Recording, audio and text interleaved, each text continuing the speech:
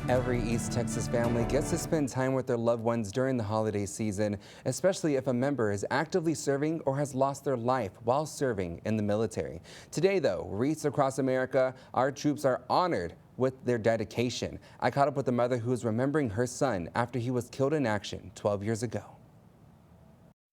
He was a pilot in command, and he flew the Kiowa chopper. He had been in the Army for 14 years when he lost his life in Afghanistan, Coast Province. And actually, just a couple weeks before he lost his life, he had just gotten accepted into pilot instructor school.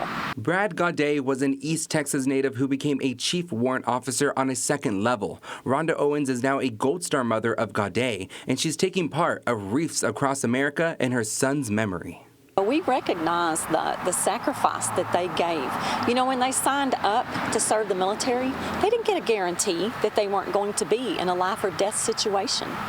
But they still took that oath. They still served their country. Around the city of Gladewater, there are 400 buried veterans that the community plans to honor.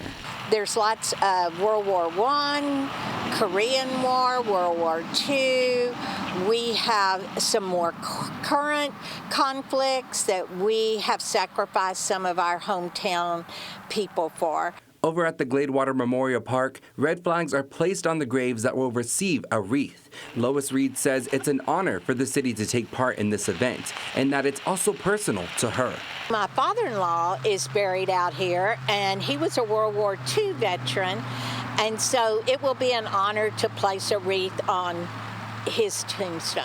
Gaudet will also be one of those veterans receiving a special recognition, a ceremony that his mom says helps her get through the holiday season. You know, some people ask me, how can you do this all the time? But oh my gosh, what would be the alternative? That they were forgotten? That what they gave to this country was forgotten? No, I'd rather have it this way.